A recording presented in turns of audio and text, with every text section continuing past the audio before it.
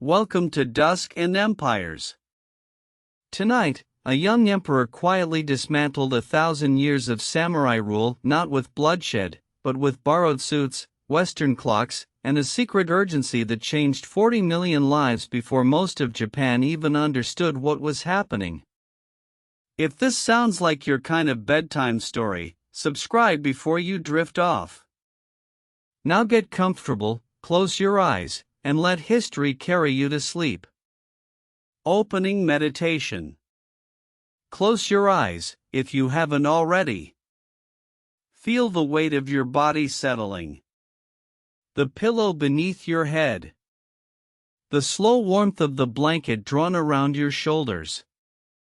The breath moving in and out, steady and unhurried, like the tide coming in along a shore very far from here. Tonight, we are going somewhere remarkable. Across the Pacific Ocean, across centuries of silence and ceremony. To an island nation that, for more than 200 years, had kept its doors firmly shut to the world outside. A country that had chosen stillness, order, and the ancient rhythms of rice and season and samurai code. And then, in what history would later call almost no time at all, everything changed. Not through invasion. Not through catastrophe. But through the quiet, deliberate will of one young emperor, and the thousands of people who surrounded him, who believed that a nation could reinvent itself without losing its soul. Let that thought rest beside you as we begin. Part 1. The country behind the curtain. Imagine standing at the edge of a harbor. The year is somewhere in the middle of the 19th century, and the harbor is Nagasaki, on the southwestern tip of the Japanese island of Kyushu. The air smells of salt and pine resin and something faintly sweet that you cannot name. The water is the deep gray-green color of old jade. And at the far edge of the harbor, barely visible through the morning mist, there is a small artificial island, perhaps 200 meters long and 60 meters wide, connected to the mainland by a single wooden bridge that can be raised at any moment. That island is called Dejima. And for 200 years, it was the only place on Earth where Japan allowed the outside world to exist. On Dejima, a small community of Dutch merchants lived and worked and waited. They were permitted to trade. They were permitted to observe. They were not permitted to venture further. No missionary could walk beyond that bridge. No Western soldier. No Western idea, if the authorities had anything to say about it. A nation of 30 million souls had chosen, with extraordinary precision and determination, to seal itself behind a wall of water and law. This policy had a name. Sakoku. The Locked Country. It had begun in 1635, under the Tokugawa shogunate, the military government that had ruled Japan from the castle city of Edo, the city we now call Tokyo. The Tokugawa shoguns were men of extraordinary organizational genius. They had ended a century of civil war. They had divided the country into domains, each ruled by a lord called a daimyo, and those lords owed fealty to the shogun, who in turn offered the emperor in Kyoto only ceremonial reverence. The emperor existed. He performed ancient rituals. He was considered sacred, descended from the sun goddess Amaterasu herself. But he did not rule. Not in any practical sense. And so Japan lived in a kind of elegant, carefully maintained stillness. The samurai class, the warrior caste that had once been defined by battle, now lived in a world of peace. They studied calligraphy and poetry. They dueled, sometimes, in carefully regulated ways. They administered towns and kept order and wore their two swords not for war but as symbols of a status that the law protected absolutely. Below them, in the official social hierarchy, came farmers, then artisans, then merchants. And at the very bottom, outside the hierarchy entirely, existed outcast groups called the bureaucramen, people whose work involved death or impurity, leather tanners and executioners and gravekeepers, excluded from the world that surrounded them. Japan in this period was not stagnant, not in the way the word sometimes implies. Edo, by the early 19th century, was one of the largest cities in the world, home to perhaps 1 million people. A rich urban culture had bloomed in spite of, or perhaps because of, the isolation. The kabuki theater, the woodblock print, the haiku poem, a cuisine of extraordinary refinement, a philosophy of aesthetics that would later quietly transform the way the entire world thought about beauty and simplicity and empty space. And yet the world outside was changing in ways that Japan could not indefinitely ignore. Steam. That was the force that would eventually break the seal. The Industrial Revolution, gathering momentum in Britain and then spreading outward across Europe and across the Atlantic to America, had produced something new under the sun. Machines that could harness the power of boiling water. Ships that could cross oceans regardless of the wind. Guns that could fire faster and further than anything the old world had imagined. The Western powers, armored with this new technology, were moving across Asia. China, the great neighbor to the west, had resisted British pressure and lost. The Opium Wars of the 1840s had forced China to open its ports, to accept humiliating treaties, to watch foreign powers carve out special zones of privilege within its own borders. Japan watched. Japan was aware. And then, in the summer of 1853, they arrived. 4 American naval vessels sailed into Edo Bay. They were dark-hulled and steam-powered and unlike anything the Japanese fishermen and harbor pilots who first spotted them had ever seen. The ships breathed smoke from their funnels. They moved without sails in still air. The Japanese accounts of that day described the smoke rising black and heavy against the summer sky, and the terror that accompanied it. These were the ships of Commodore Matthew Perry of the United States Navy. And Perry came bearing a letter from President Millard Fillmore, requesting that Japan open its ports to American ships for refueling and trade. The request was politely worded. But the 4 warships anchored in the harbor were not politely worded. They were what diplomats, then and now, call a show of force. Perry left without an answer. But he promised to return. And the following year, with an even larger fleet, he did. Some said expel the barbarians. Some said modernize. Some said it was time, at last, to restore the emperor to his rightful place as the true sovereign of Japan. In the midst of all of this noise and uncertainty and fear, in a palace in Kyoto surrounded by plum blossom gardens and the sound of court music, a 14-year-old boy named Mutsuhita had just begun to understand what it meant to be emperor. He did not yet know that his name, later, would be Meiji. That the era named for him would become one of the most studied periods of transformation in all of human history. That he would live to see Japan become something no one in 1853 could have imagined. But all of that was still ahead. First, there was a revolution to survive. Part 2, The Boy on the Chrysanthemum Throne. There is a painting of Mutsuhita as a child. He wears the elaborate layered robes of the imperial court, deep indigo and white and a red so dark it approaches black. His face is still and formal in the way that court portraits always require, but beneath the stillness, if you look closely, there is something watchful in the eyes.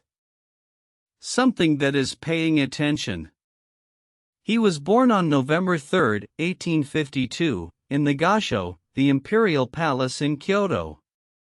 His father was Emperor Komeiji, a man of deeply conservative convictions, devoted to tradition and passionately opposed to the foreign presence in Japan. His mother was Nakayama Yoshiko, a court lady, not the official empress, and her son's path to the throne was not guaranteed from the beginning. The court into which Mutsuhito was born was a world of extraordinary beauty and extraordinary constraint. The imperial family lived in Kyoto, in a complex of wooden buildings and raked gravel gardens and ceremonial halls that had barely changed in centuries. The emperor performed rituals.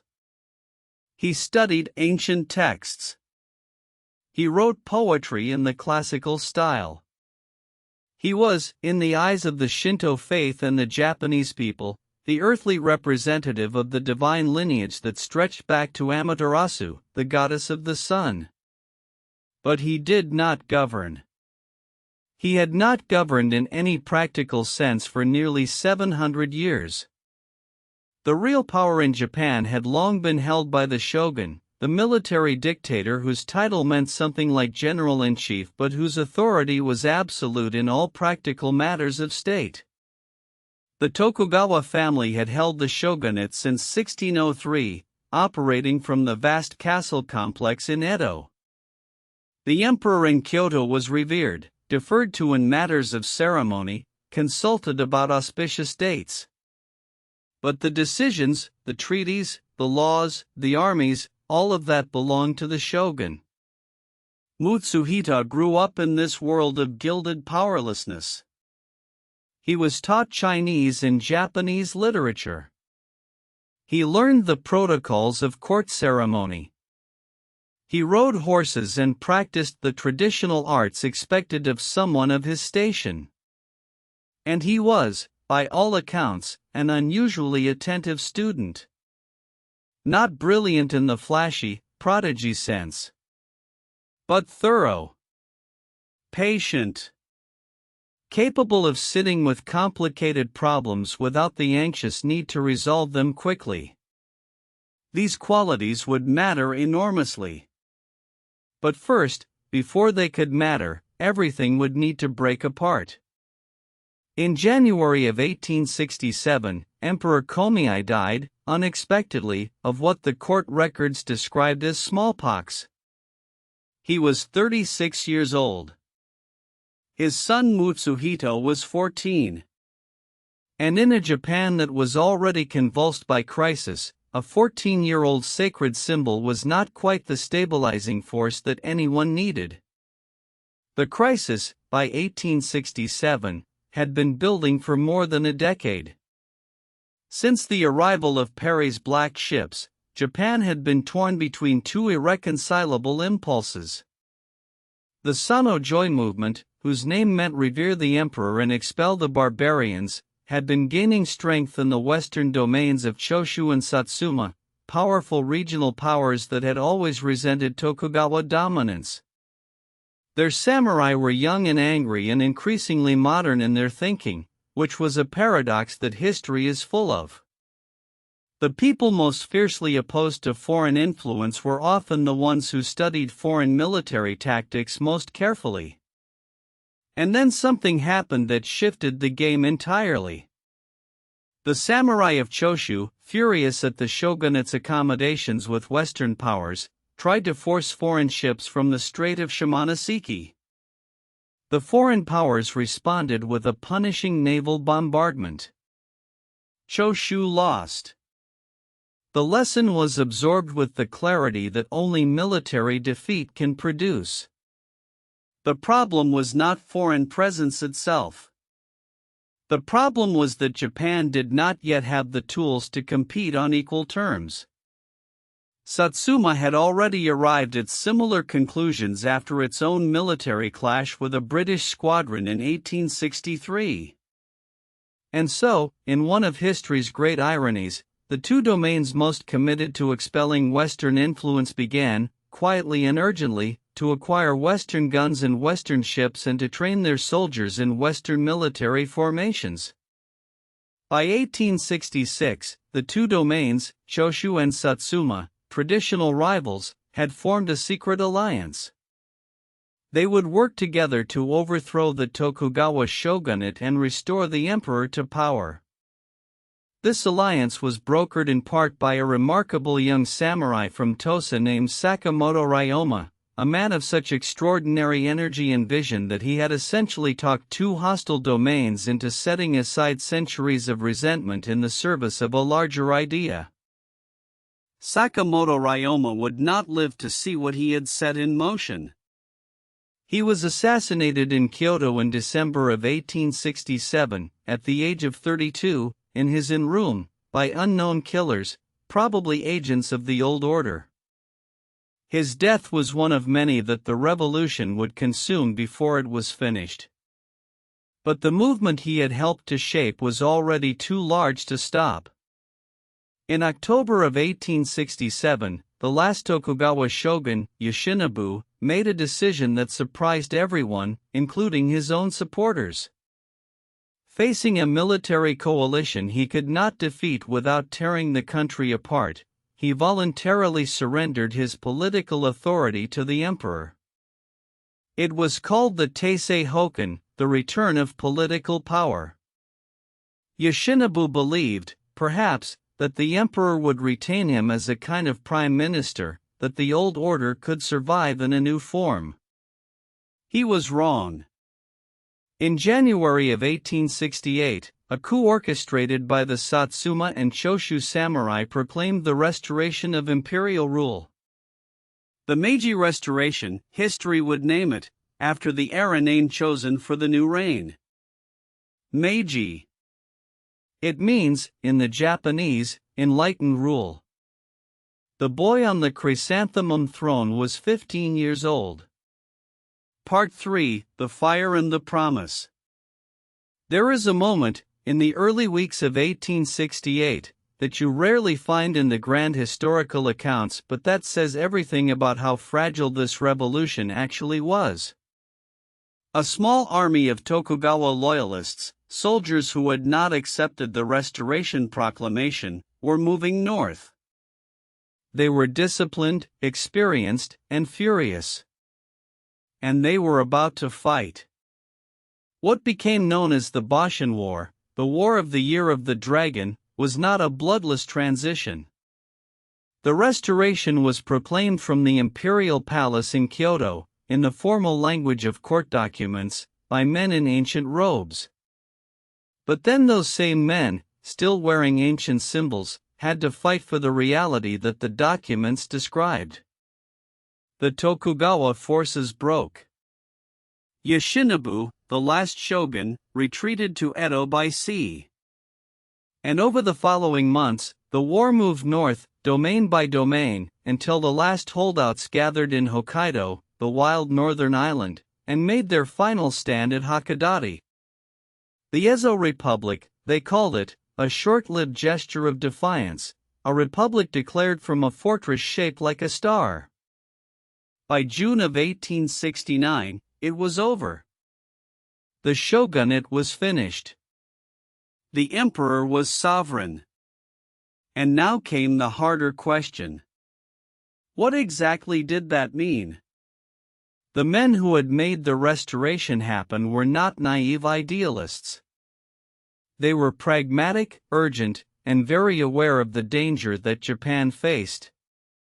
The Western powers had already demonstrated what happened to Asian nations that could not defend themselves or compete economically. China was a vivid and terrifying example. The new leaders of Japan, many of them former low-ranking samurai from Satsuma and Choshu, understood that restoration alone was not enough. The country needed to be rebuilt.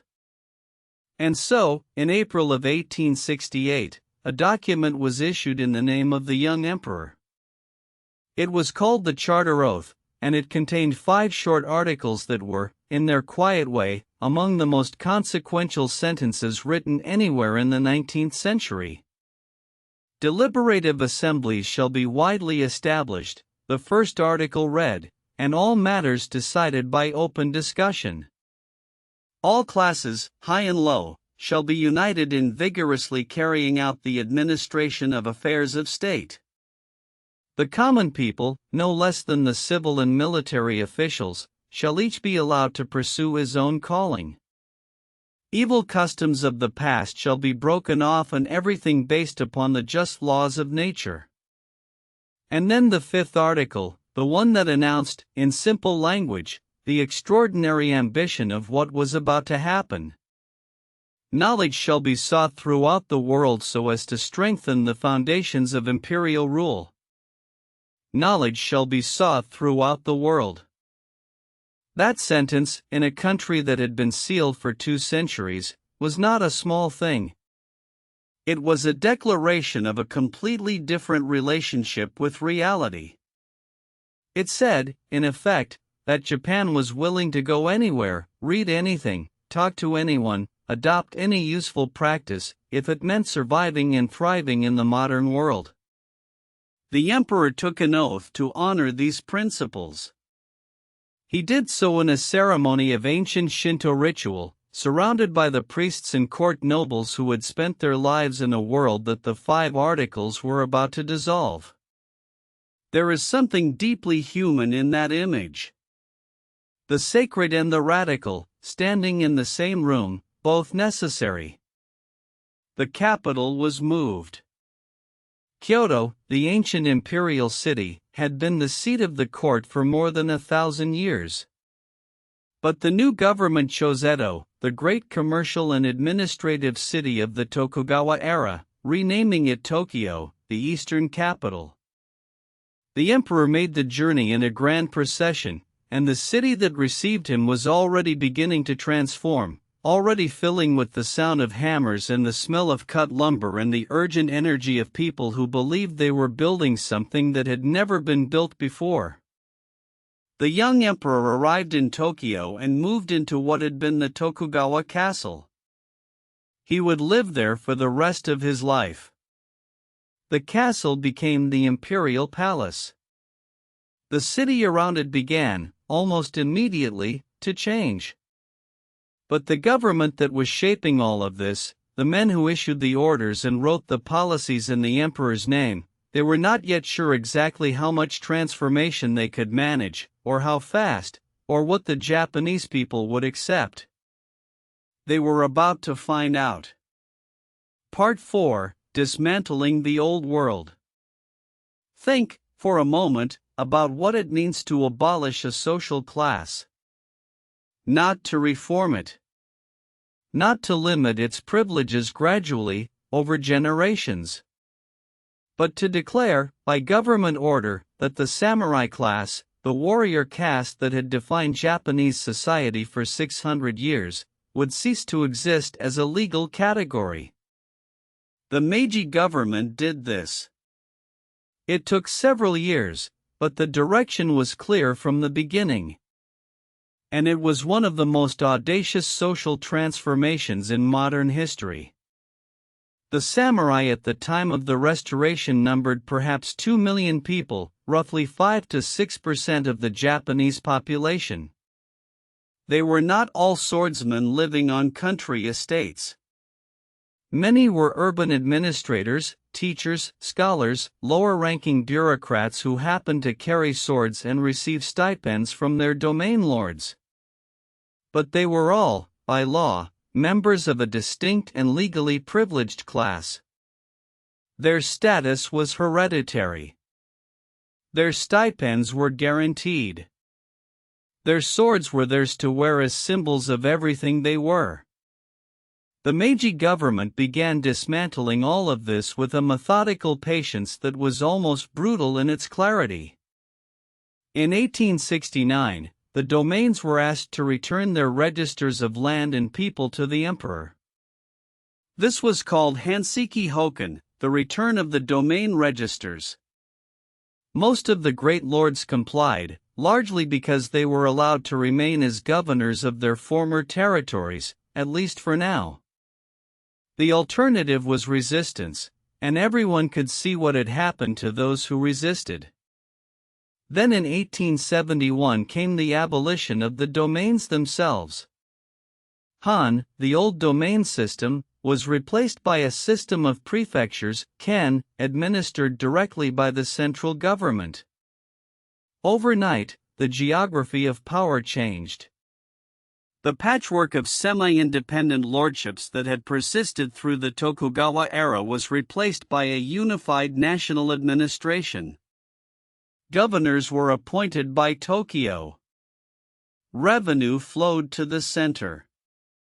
The elaborate feudal hierarchy that had organized Japanese life for centuries was replaced by something that looked, deliberately, like the centralized states of modern Europe.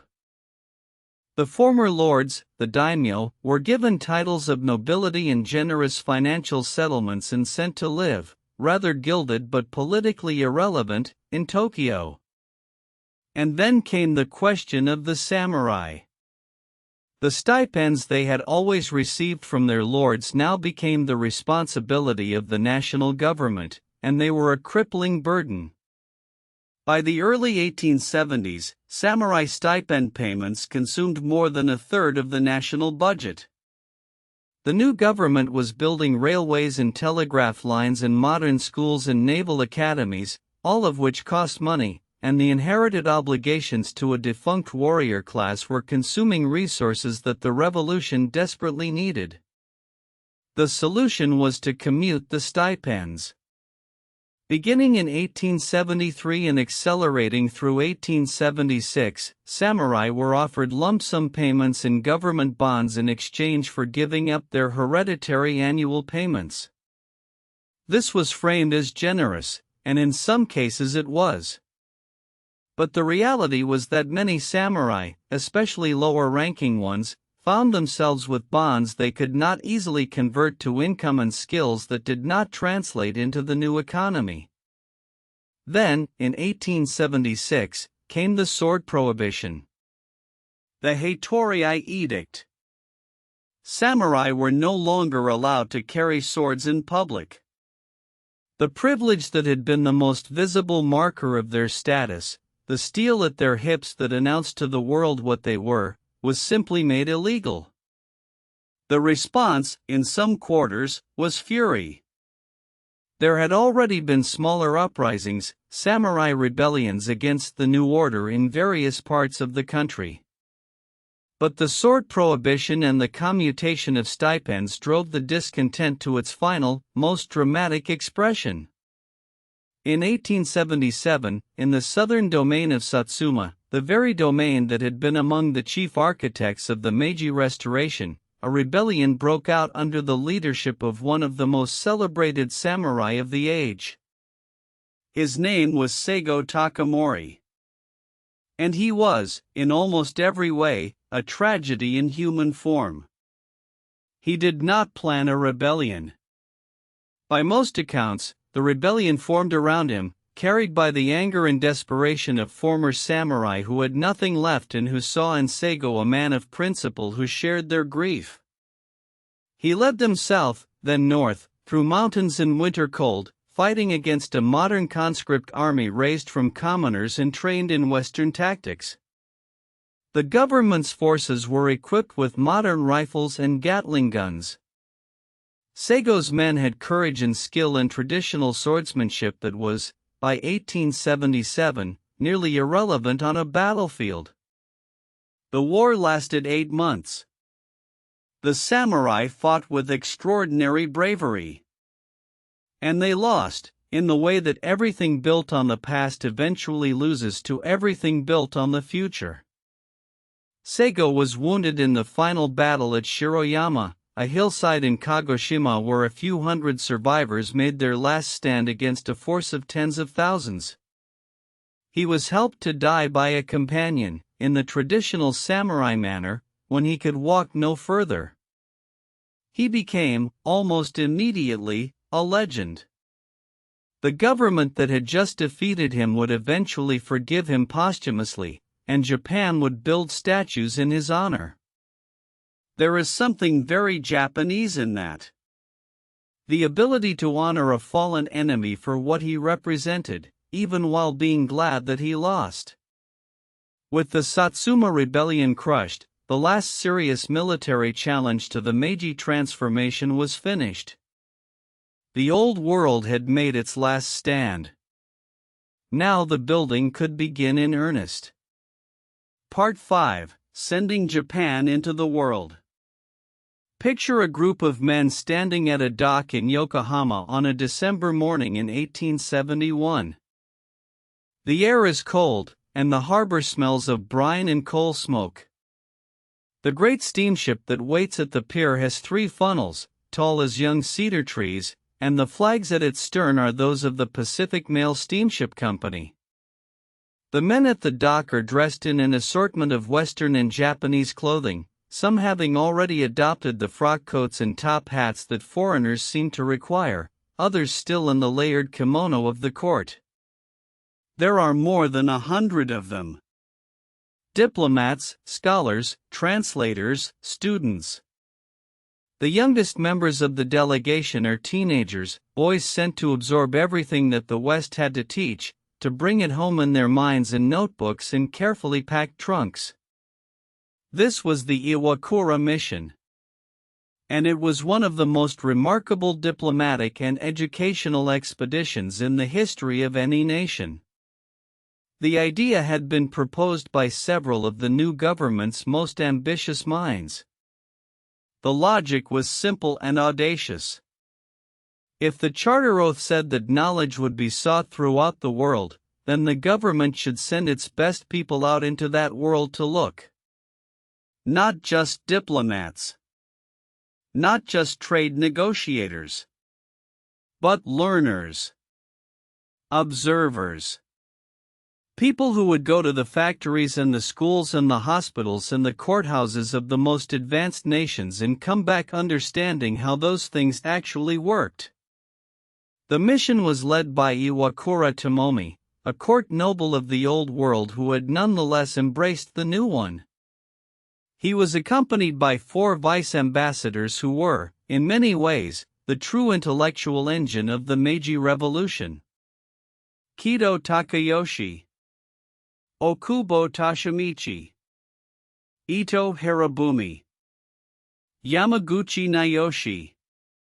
These were men who had been samurai, who had conspired and fought and risked everything in the rebellion against the Tokugawa order, and who now found themselves with the remarkable task of visiting the countries they had spent their lives keeping at arm's length. They traveled first to the United States. San Francisco, then the Transcontinental Railroad east to Washington, then New York. They met President Ulysses Grant. They visited Congress. They went to schools and factories and courthouses and police stations. They watched, they listened, they asked questions through their translators with the careful, comprehensive curiosity of people who understood exactly how much depended on what they could bring back. Then to Britain, the industrial heartland of the Victorian world.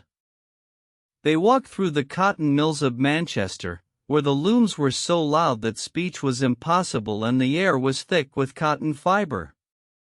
They toured the shipyards of Glasgow, where steel hulls were taking shape and dry docks longer than city blocks. They visited the Royal Navy and the Bank of England and the Houses of Parliament. One member of the delegation, later writing about the Manchester mills, described the experience in terms that capture something essential about what the whole mission felt like. He wrote that looking at those machines was like understanding, for the first time, that wealth was not something that was accumulated slowly through the patience of generations. It was something that could be manufactured, deliberately and rapidly, if you understood the principles that governed it. They went on to France, to Belgium, to the Netherlands, to Germany. They met Bismarck, who told them, with characteristic bluntness, that the great nations of the world protected their interests by power, and that the laws of international equality applied only among nations of roughly equal strength. This was not a comfortable message, but it was an honest one, and it lodged itself in the minds of men like Ito Hirobumi, who was already thinking about what kind of constitutional system Japan should build. The mission was supposed to last 10 months. It lasted nearly 2 years. And when the delegates returned to Japan in September of 1873, they brought with them something more than notebooks and observations. They brought a shared understanding of what modernization actually required, in specific, concrete detail, the kind of detail that could be turned into policy.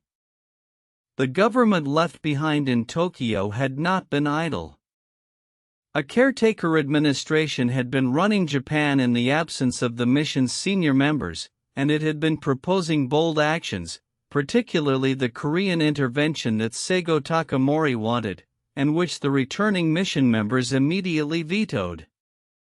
There was a furious political argument. Seigo resigned, as we have seen. But the government's direction was clear. Modernization. In every domain. Simultaneously. The question was where to begin. And the answer the Meiji government chose was, essentially, everywhere at once. Part 6: The Architecture of a New Nation. There is a photograph from 1872 that I find myself returning to in my imagination. It shows a railway station in Yokohama, the first commercial railway station in Japan. The building is low and long, with the kind of modest European architectural ambition that characterized everything built quickly in that first decade, attempting grandeur on a tight budget. And on the platform, visible in the crowd, are people in every combination of Japanese and Western dress imaginable. Silk kimono beside wool overcoats. Traditional lacquered sandals beside leather boots. Children in the old style holding the hands of fathers dressed in the new one. The train behind them is a locomotive built in Britain. It pulls 9 wooden cars from Yokohama to Shinagawa, a journey of about 18 miles, in 53 minutes. Japan's first railway. The emperor rode it on the opening day. He sat in a special imperial car, in Western dress, watching the landscape move past at a speed that no human being in Japan had ever traveled before on land. What did he think, that young man of 19, watching his ancient country blur past the windows of something that had not existed, in Japan, 1 year before? The railway was the most visible symbol of what was happening, but it was only one thread in an extraordinarily dense weaving. Education was perhaps the deepest transformation of all. In 1872, the government issued the Gakusei, the Fundamental Code of Education. It declared, for the first time in Japanese history, that education was universal. Every child, regardless of sex or social class or family background, was to receive a primary education. The old system of private temple schools and domain academies that had served the upper classes was replaced by a national system of public elementary schools, one for every 600 people in the country. The scale of this ambition was breathtaking. Japan had a large literate class by the standards of the mid-19th century world. The temple schools had done genuine work, but universal public education was something different. It required teachers, buildings, textbooks, a curriculum. The Meiji government hired Western advisors by the hundreds to help design the system. American educational reformers came and gave lectures.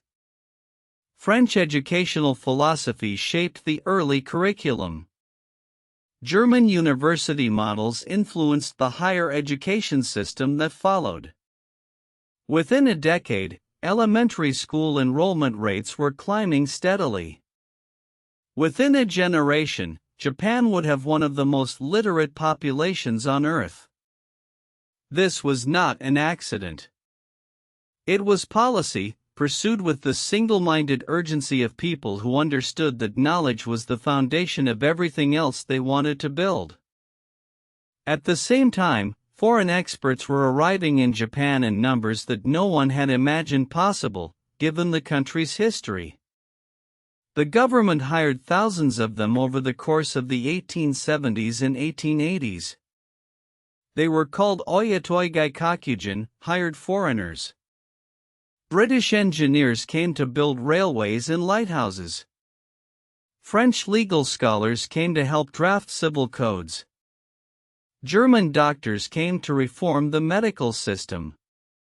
American agricultural specialists came to develop Hokkaido, the northern island, which the government was opening to settlement with the same deliberate energy it applied to everything else. The government paid these experts extraordinary salaries, often many times what they would have earned at home, because it understood that what they brought could not be purchased cheaply and could not be improvised. And it made a careful, intentional calculation. The foreign experts would be hired for specific periods, for specific projects. Japanese students would work beside them, absorb everything they could teach, and then the foreigners would go home. The goal was always self-sufficiency. The dependency was always temporary. The army was reconstructed from the ground up. In 1873, a universal military conscription law was passed. For the first time in Japanese history, military service was not the exclusive province of the samurai class. Any young man, of any background, could be and would be required to serve. The new army was organized on French principles, then on German principles after the Franco-Prussian War demonstrated the superiority of the German model. It was equipped with modern rifles and artillery. It was trained in modern tactics. The samurai class, as we have seen, did not accept this transformation quietly. But the government had weighed the costs and accepted them. A modern nation required a modern army, and a modern army required conscripts, not a hereditary warrior caste. The Navy followed a British model. Ships were ordered from British yards. British officers advised Japanese admirals. A naval academy was established. Young men who had grown up fishing with their fathers were trained to operate steam-powered warships of a kind that their grandfathers had never imagined. And through all of this, the emperor moved and watched and signed and symbolized. He was not merely decorative, though the extent of his personal influence on specific policies is still debated by historians. What he provided was something essential to the whole project. He was the stable center around which the revolution rotated. In a country that might otherwise have fractured along regional and class lines, the emperor's sacred legitimacy held everything together. The revolution was done in his name, with his blessing, invoking ancient tradition in the service of radical change.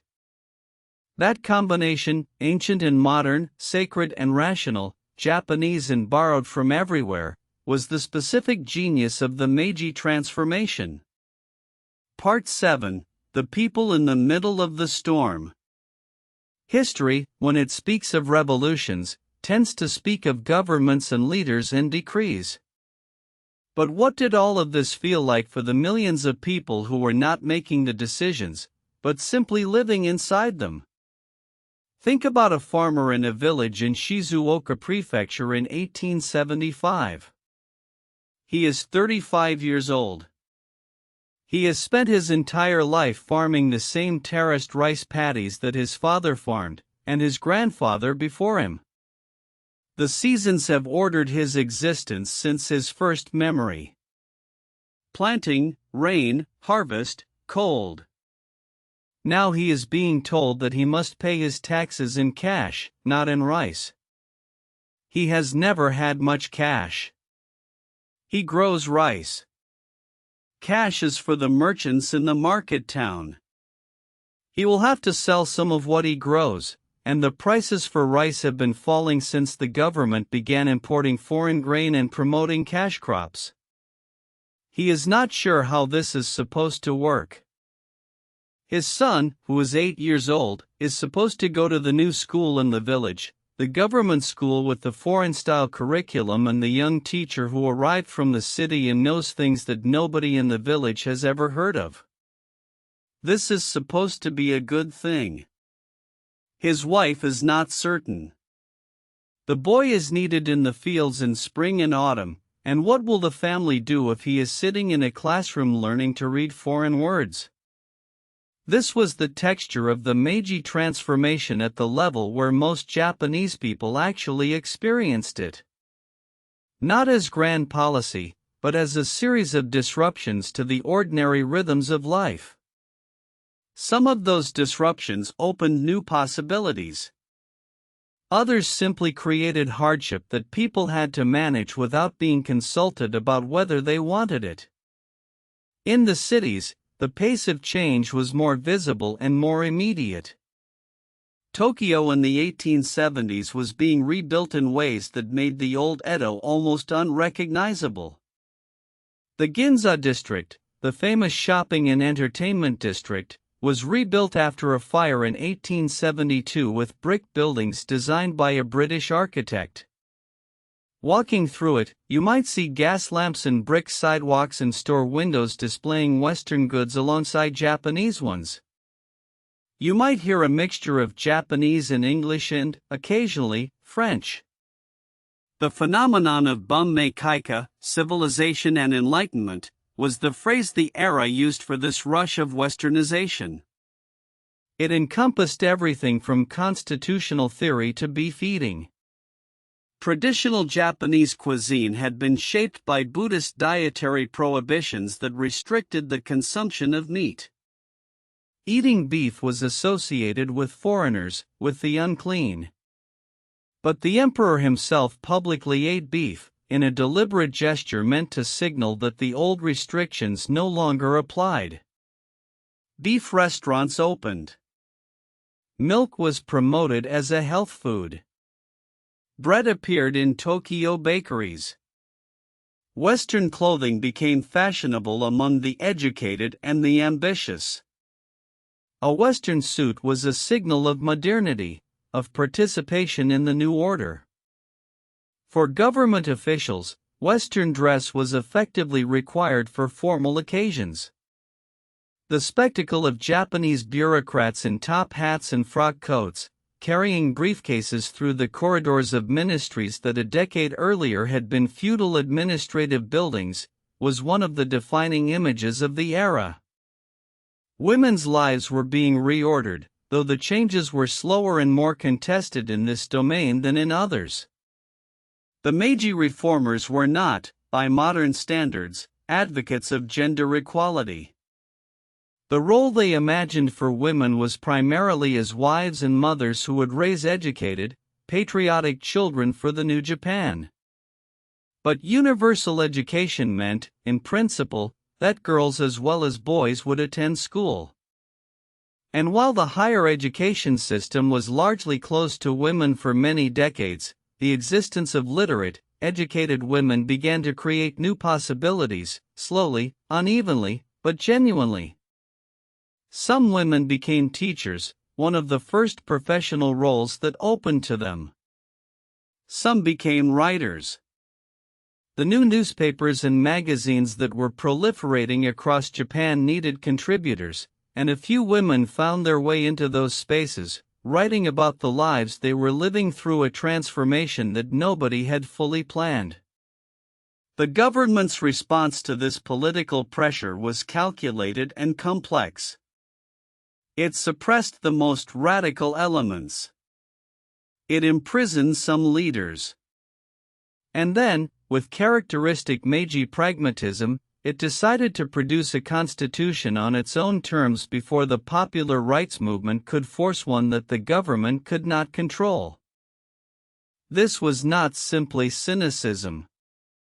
The Meiji leadership, particularly Ito Hirobumi, who led the constitutional drafting process, genuinely believed that a parliamentary democracy of the Western liberal kind was premature for Japan, that what the country needed was a system strong enough to maintain order and direction while the transformation was still underway. Whether they were right is a question that Japanese historians still debate. But the constitution they produced would come later. First, there were more immediate fires to tend. Part 8: Ito Hirobumi and the Writing of a Nation. There is a story about Ito Hirobumi that comes from his time in Europe.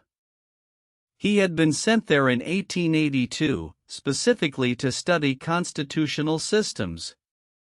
The Meiji government had decided it would give Japan a constitution by 1890, that a date had been promised and must be honored, and that the person responsible for designing it should understand, in specific detail, how the constitutions of the major powers actually functioned. Ito went to Germany. He met Rudolf von Neist and Lorenz von Stein, two of the preeminent constitutional scholars of the age. He sat with them for months, not as a diplomat making courtesy calls, but as a student, attending lectures, asking questions, filling notebooks, pushing back when he disagreed, which was often.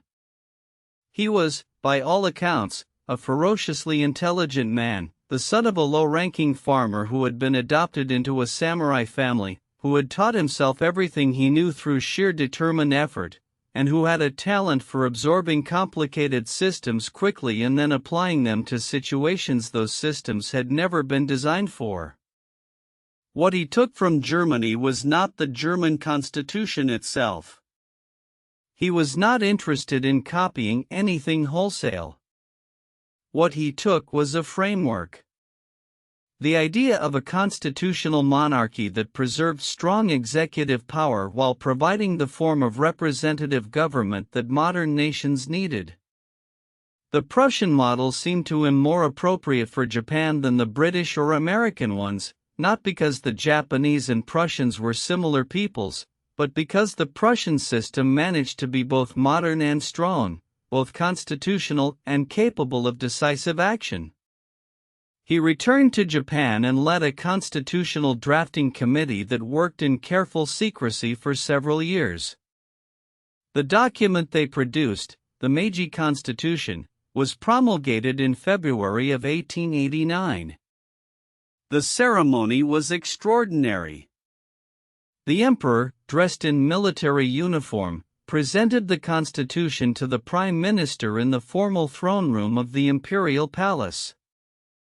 It was a symbolic rather than a legal transfer, emphasizing that the constitution was a gift from the emperor to his people, not a document that the people had written for themselves. This framing was deliberate. It preserved the principle that sovereignty resided in the emperor, not in the people, a principle that would have enormous consequences for Japan in the decades to come. The Constitution established a bicameral legislature called the Imperial Diet, an elected House of Representatives and an appointed House of Peers. The right to vote was limited to men who paid a certain level of taxes, which excluded the majority of the population. The Diet had real powers, particularly over the budget, but its authority was constrained by the executive branch, which was responsible to the emperor rather than to the legislature. The Constitution also established a system of civil rights, freedoms of speech, religion, and assembly, but these freedoms were subject to the limits that the law prescribed. That qualification, innocent-sounding and modest, would later provide the legal basis for significant restrictions on civil liberties during periods when the government felt itself under pressure. But in 1889, the Constitution felt like a triumph. Japan had given itself a constitutional framework. It had done so in its own time, on its own terms, without the kind of humiliation that China and other Asian nations had faced. The Diet met for the first time in 1890. Political parties organized themselves and competed for seats. Newspapers argued about legislation. For all its limits, something genuinely new had arrived. Ito Hirobumi himself served as prime minister 4 separate times. He was a complex man, brilliant and charming and capable of extraordinary political flexibility. He liked Western food and Western company. He also loved Japanese poetry and traditional arts. He embodied the double life that many Meiji leaders lived, comfortable in both worlds, belonging fully to neither. He was assassinated in 1909 in the Manchurian city of Harbin by a Korean independence activist named In Young-gun, who considered Ito responsible for the policies that had led to Japan's effective control of Korea.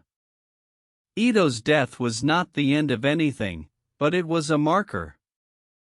The Japan that he had helped to build was already moving in directions that he himself had sometimes opposed, becoming something more aggressive and more certain of itself than the cautious, pragmatic builders of the early Meiji era had intended. But that is a story for later. In 1889, the Constitution was a beginning, not an ending. The revolution was still in progress. Part 9: Industry, Silk, and the Weight of Silk Thread. There is a factory in the mountains of Gunma Prefecture, about 100 miles northwest of Tokyo. It was built in 1872, and it is called the Tomioka Silk Mill. It still stands today, preserved as a UNESCO World Heritage Site, and if you visit, you can walk through the long, high-ceilinged halls where the reeling machines once ran, where the silk thread was drawn from cocoons in great hot basins of water, where the looms worked day and night. The smell of a silk reeling factory is distinctive. Warm and slightly sweet, with an undercurrent of something almost animal, because silk is, after all, the product of a living creature, the silkworm, and the process of extracting the thread involves boiling the cocoons, which releases a particular organic scent into the air. Silk was Japan's bridge to the global economy. The government invested heavily in improving silk production. Better reeling techniques, developed at Tomioka and spread to other mills, increased both the quantity and quality of Japanese silk. The completion of the Suez Canal in 1869 had dramatically shortened the shipping route between Japan and Europe. Japanese silk could reach the Lion workshops in weeks instead of months. The timing was almost too good to be believed. But silk was only one thread in the industrial weaving. The government also invested in shipbuilding, in iron foundries, in cotton spinning. It built state-owned enterprises in the heavy industries that were too capital-intensive for private investment in those early years, then, in the 1880s, sold many of them at reduced prices to private entrepreneurs who were willing to manage and develop them. This was how some of Japan's great industrial conglomerates, the Zaibatsu, began. Families like the Mitsui and the Mitsubishi and the Sumitomo, who had been merchant houses under the old order, became the industrial dynasties of the new one. The banking system was reconstructed on American lines, then on German lines, as the government refined its understanding of what worked. A central bank, the Bank of Japan, was established in 1882. A national currency, the yen, replaced the chaos of regional currencies and rice-based exchange that had characterized the old order. Financial infrastructure, invisible but essential, was laid down beneath the more dramatic surface changes. Telegraph lines went up. By the mid-1870s, Japan had a functioning national telegraph network. News that had once taken weeks to travel from one end of the country to the other now traveled in minutes. This changed everything, not just for the government, which could now communicate directly with every prefecture, but for business, for families, for the press. Newspapers were proliferating. The press was one of the most energetic products of the Meiji transformation. By the 1880s, Tokyo alone had dozens of daily newspapers, ranging from the serious political journals to the popular illustrated papers that carried serialized fiction and gossip alongside the news. Journalism was a new profession, and it attracted some of the most talented minds of the generation, people who wanted to participate in the national conversation and who found, in the new press freedom, a platform that had not existed before. The popular fiction of the period was doing something interesting. Writers were attempting to find new forms for new realities.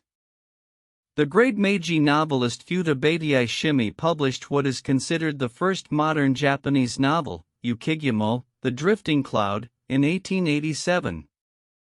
It was written in a spoken Japanese rather than the formal written language that classical literature had always used, a decision that was both artistic and political, a declaration that modern literature belonged to the people, not just to the educated elite. And then there was architecture. The Rokamaikan, the Deer Cry Pavilion, opened in Tokyo in 1883. It was a Western-style ballroom and social club, designed by the British architect Josiah Conder, built specifically for the purpose of hosting Western-style social events where Japanese officials could entertain foreign diplomats in an environment that would feel familiar to Western guests. It had ballrooms, billiard rooms, a tea room, a restaurant. At the Rokamaikan, Japanese aristocrats and their wives learned to waltz. Government ministers attended formal dinner parties in white tie and tails.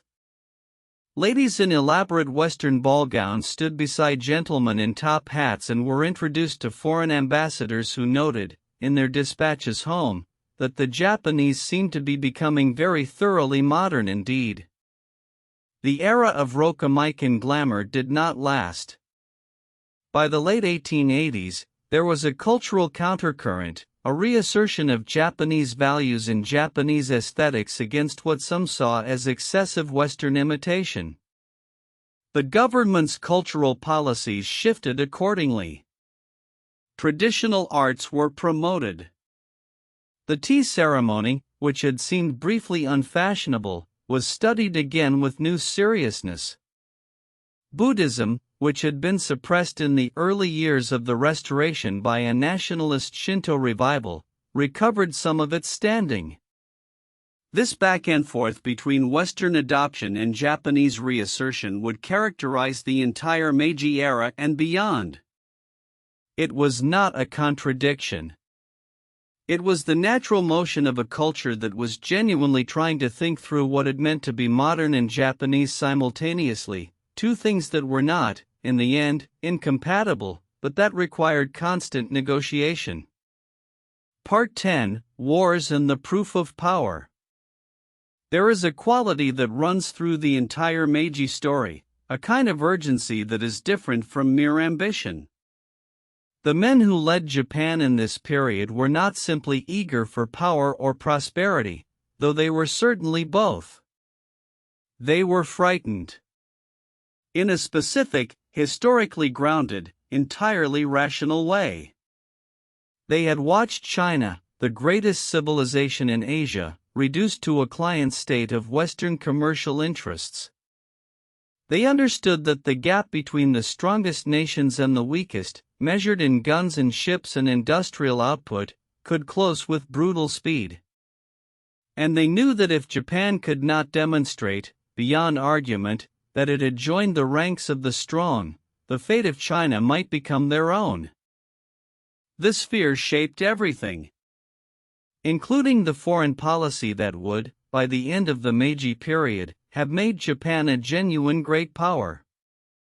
The first test came in 1894. The occasion was Korea, which both Japan and China considered within their sphere of influence. A rebellion in Korea led both countries to send troops, and when the dust settled on the diplomatic arguments, Japan and China were at war. The Sino-Japanese War lasted 8 months. The outcome astonished the world.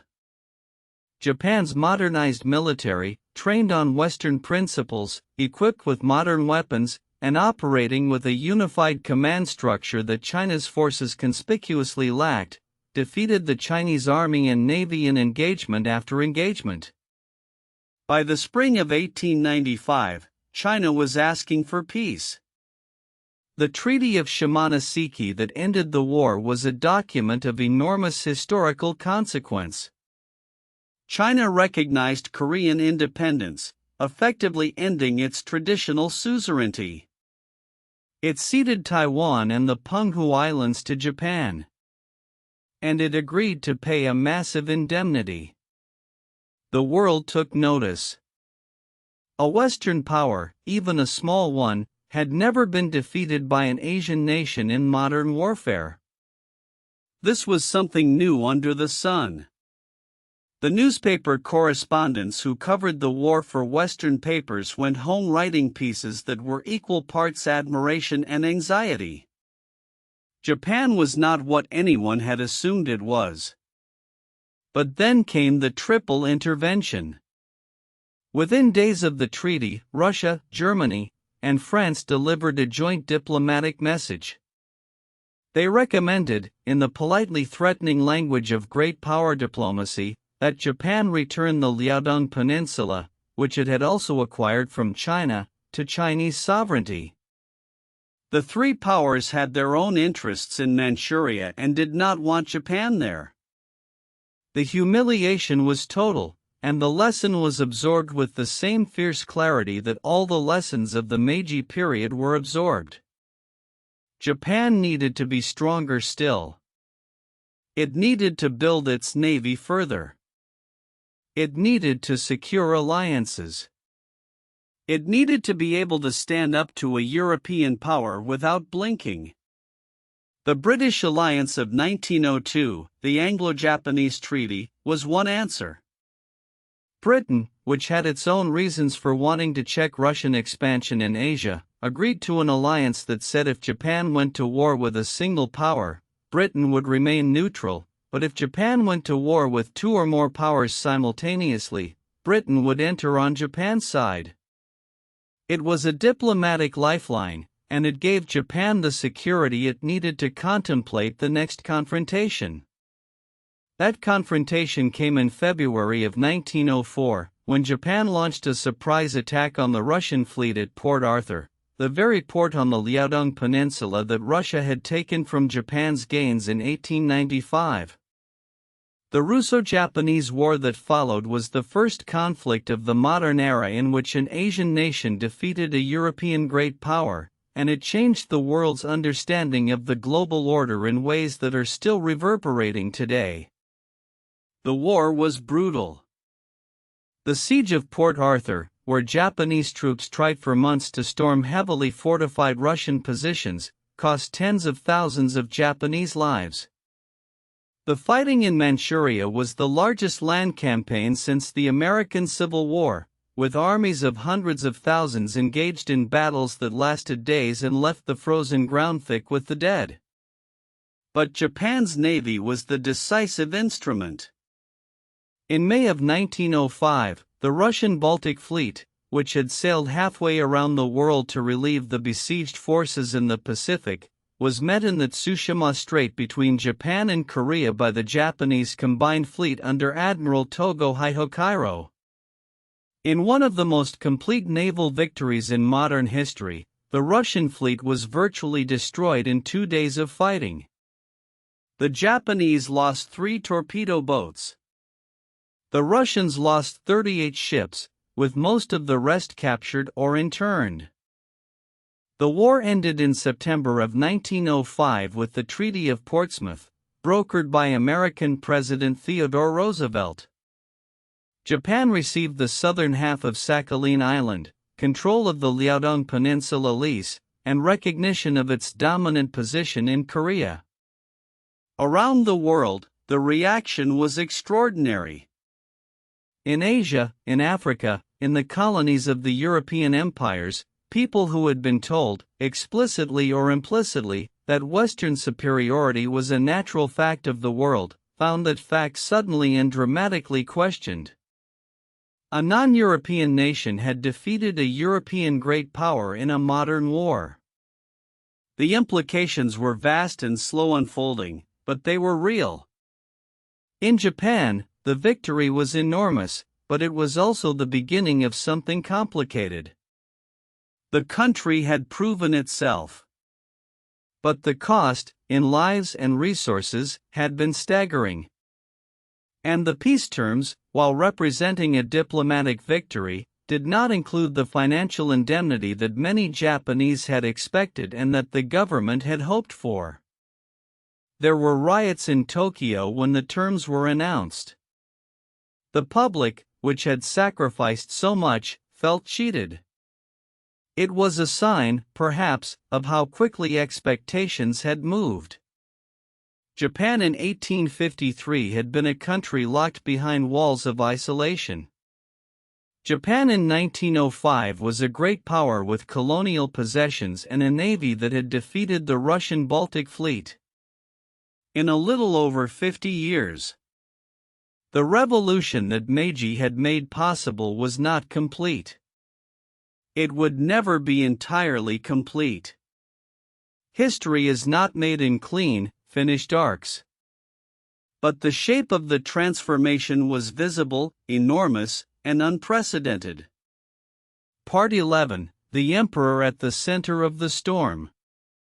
Through all of this, through 45 years of revolution and war and constitutional debates and industrial transformation, there was always the emperor. Meiji Mutsuhito.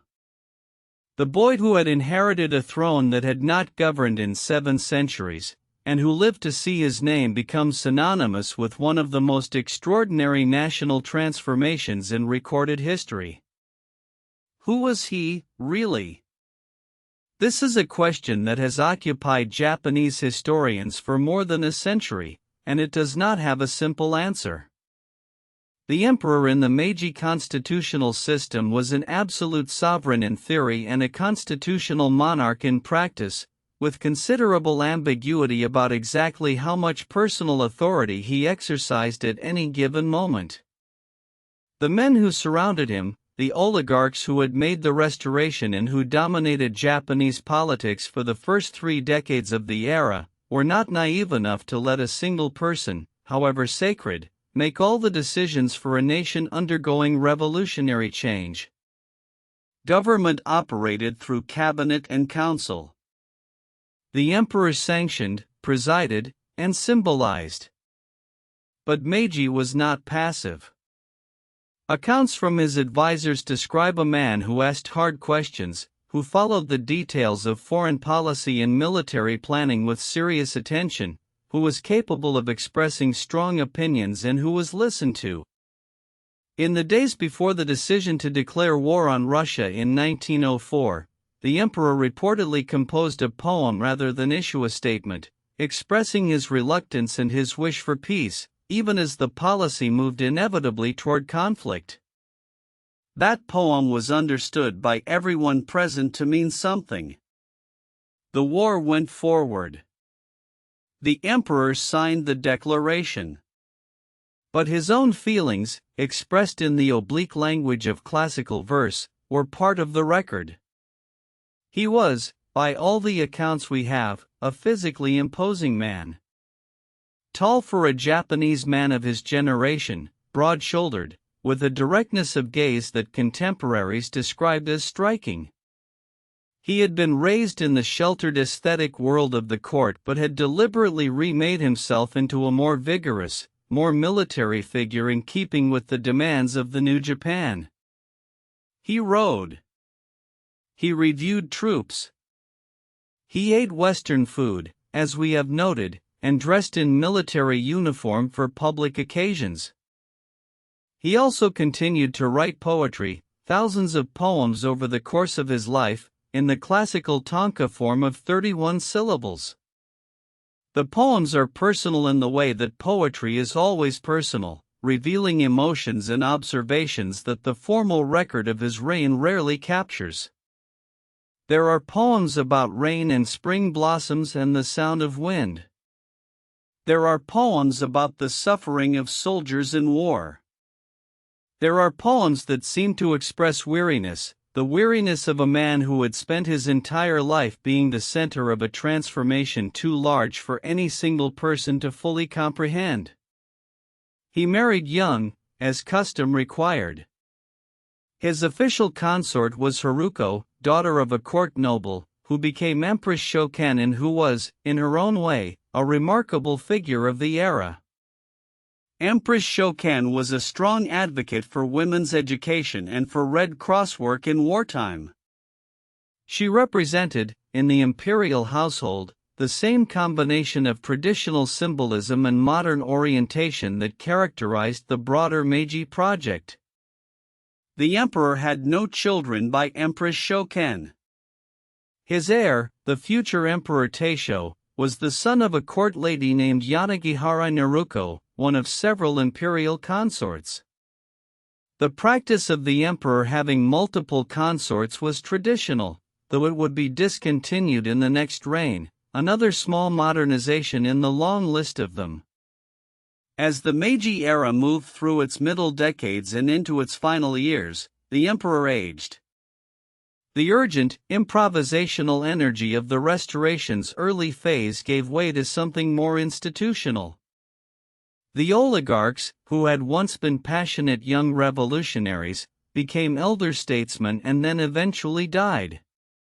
New generations of politicians and military officers, educated in the modern schools and universities that the Meiji reforms had created, moved into positions of power. Some of them were men of judgment and restraint. Others were not. The army in particular was developing institutional habits and ambitions that the civilian government found increasingly difficult to control. The victories over China and Russia had created a military culture that had internalized the lesson that war worked, that Japan's expansion and security depended on military strength and its projection. This was not the lesson that men like Ito Hirobumi had intended to teach, but it was the one that some in the military were drawing. The emperor, growing older and increasingly frail in his final years, watched these developments from behind the screens of ceremony that surrounded him. What he thought, specifically and fully, we cannot know. The record does not allow that kind of intimacy. But there are the poems. And among the thousands of poems Meiji wrote, there is one that his admirers find particularly moving, composed in the last years of his reign.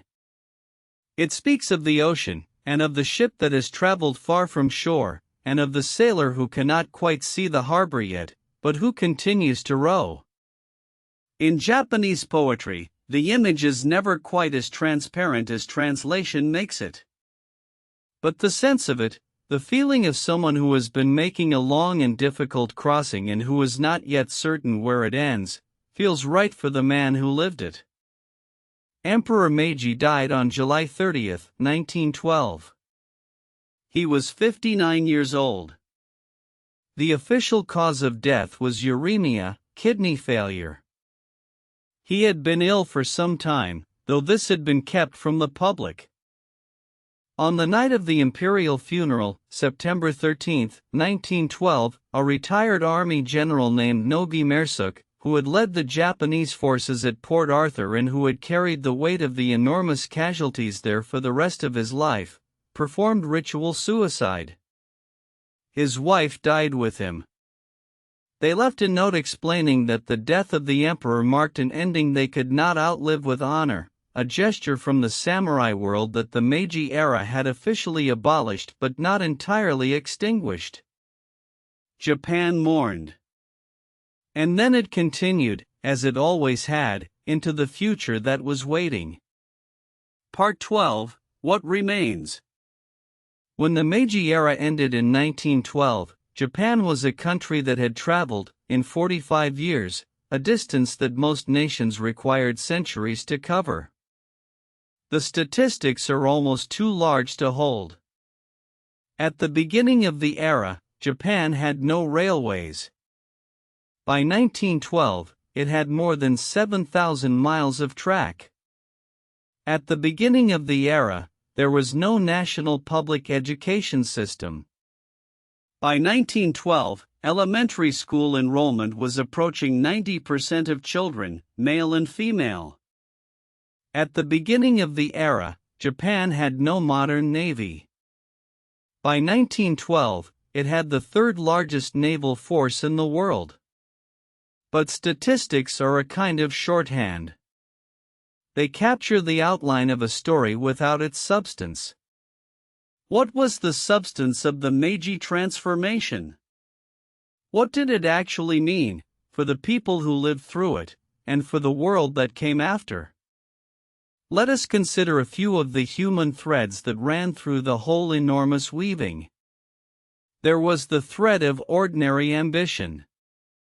The Meiji era created pathways that had not existed before.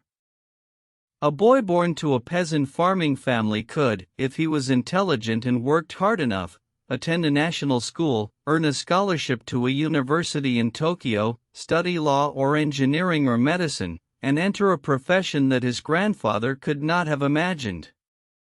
This was not a guarantee. The system was still deeply unequal, still shaped by the advantages that wealth and family connection provided. But the pathways existed.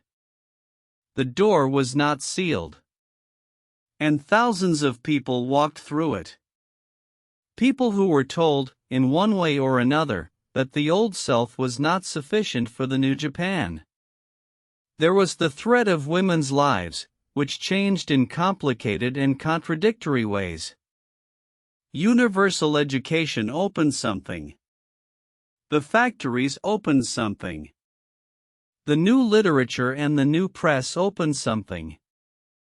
And yet the Meiji Civil Code of 1898 formalized a system of family law that placed women under the legal authority of their husbands and fathers, that restricted their property rights and their right to divorce, that made them, in many legal senses, dependents rather than citizens. The modernization was real. The inequality was also real. Both things were true simultaneously, as they so often are. There was the thread of religious life. The early Meiji government had attempted, with some violence, to separate Shinto, the indigenous Japanese religious tradition, from Buddhism, which had been intertwined with it for over 1,000 years. Buddhist temples were damaged or destroyed in the early years of the Restoration. Buddhist monks were forced to return to lay life in some domains. The logic was that state Shinto, a systematized version of the old tradition that linked reverence for the emperor to the cosmic order, would serve as the spiritual foundation of the new national identity. But Buddhism was too deeply woven into Japanese life to be uprooted. The initial persecution faded. Buddhism recovered, adapted, found its place in the new order. And Shinto itself was shaped into something new, a state ideology that blended genuine ancient tradition with the political needs of the modern nation-state. It was neither entirely authentic nor entirely artificial. It was something that the Meiji era made, like so much else, out of old materials and new intentions. There was the thread of art. The painter Kuroda Seiki went to Paris and came back with Western techniques and a vision of what Japanese painting could become if it absorbed and transformed what Europe had developed.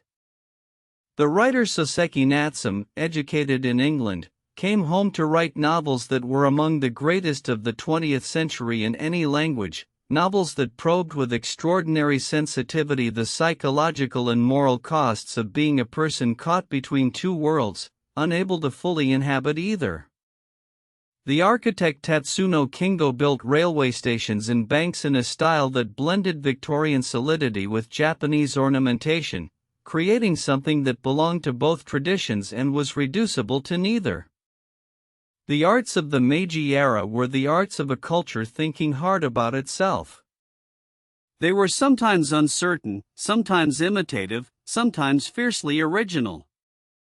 They were the product of people living inside a transformation they had not chosen but were compelled to navigate, finding in poetry and painting and fiction the language for experiences that the official record could not capture.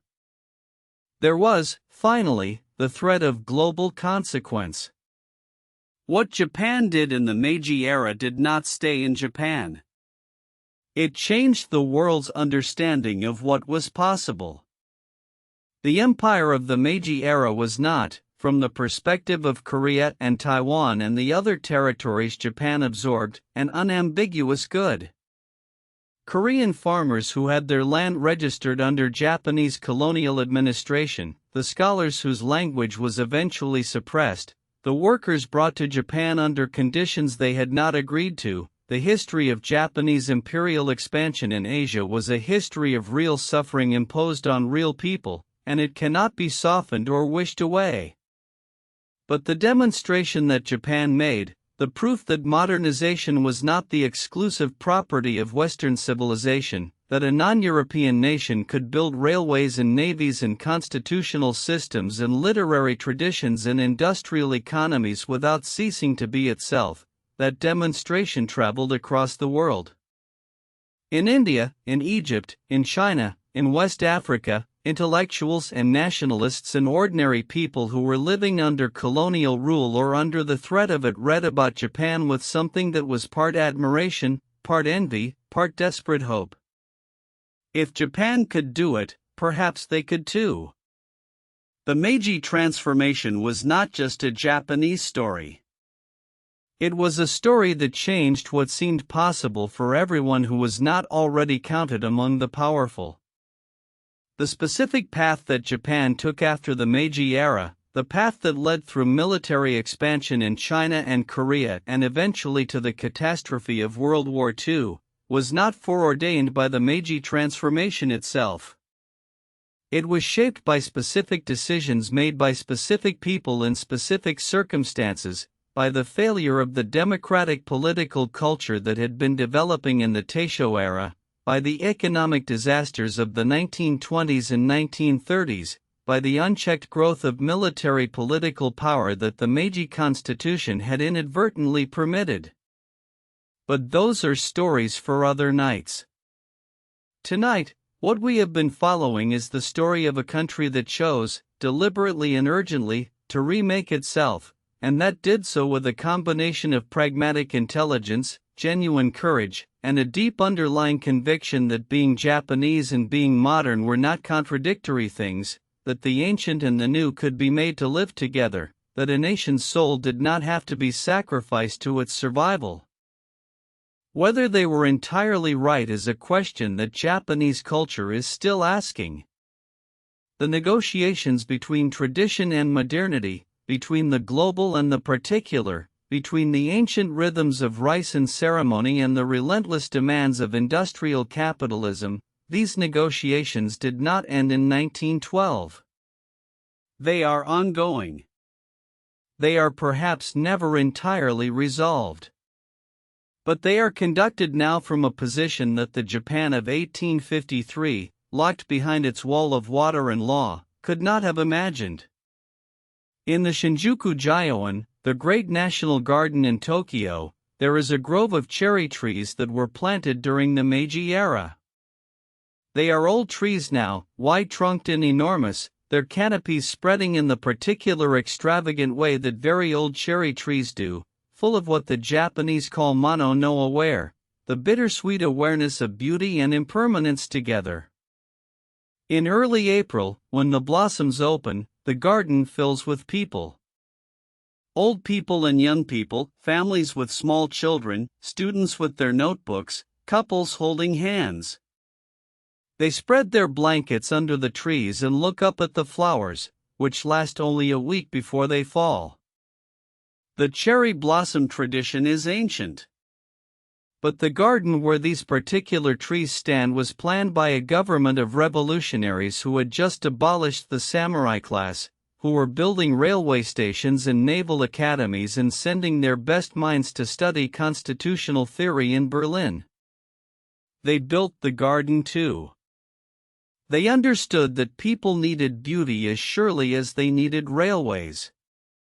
That a country is not only its institutions and its industries and its armies, but its gardens and its poems and its seasonal rituals and its capacity for that particular quality of feeling that no language quite captures, the feeling of sitting under blossoms in April and understanding, without words, that everything passes and everything returns. The Meiji era was a quiet revolution, as our title calls it. Quiet not because it was gentle, it was not always gentle, but because it did not announce itself with the ideological thunder of other modern revolutions. It was a revolution made of careful observation and patient engineering and a willingness to borrow from the world without disappearing into it. A revolution made by people who were afraid, and who turned their fear into something that outlasted them. That is the story we have been sitting with tonight. Closing meditation.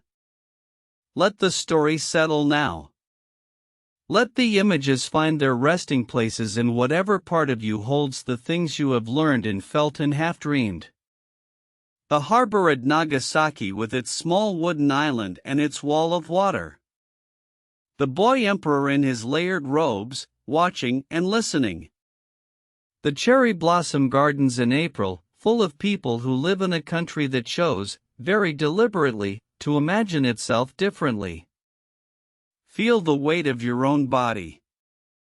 The mattress beneath you, firm and patient. The blanket's soft warmth across your shoulders, your chest. Your hands resting wherever they have found their resting place. Breathe in slowly. And out.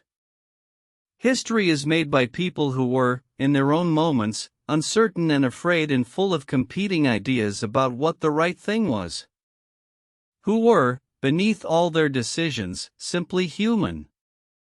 People who worried about the harvest and wrote poems about rain and missed their families when they were far away studying constitutional theory in European cities. They made their world as well as they could. And then they passed it on. You are, in your own way, part of that same endless passing on. Everything you know and feel and carry was given to you by someone who received it from someone before them, all the way back through every transformation and every quiet revolution that shaped the world you woke into this morning. And tonight, you can set all of it down. Let your breath slow to its natural pace, the pace it knows without instruction. Long and steady, like the tide along a distant shore. The cherry trees are blooming somewhere tonight in the dark. The blossoms are opening in the cold April air, and in a week they will begin to fall, and they will be beautiful all the way to the ground. There is nothing you need to hold on to now. Let the light behind your eyes grow softer. Let the thoughts that are still moving find their way to stillness. Let the body remember that it knows how to rest, that it has always known, that rest is the oldest thing, older than language, older than history, older than any revolution made by any human hand. Sleep, now. You have been somewhere remarkable tonight. And the world, patient and full of stories, will be here when you return. If you're still awake, that's okay. Just close your eyes and let the story carry you. Subscribe to History for Sleep for a new story every week. Sweet dreams.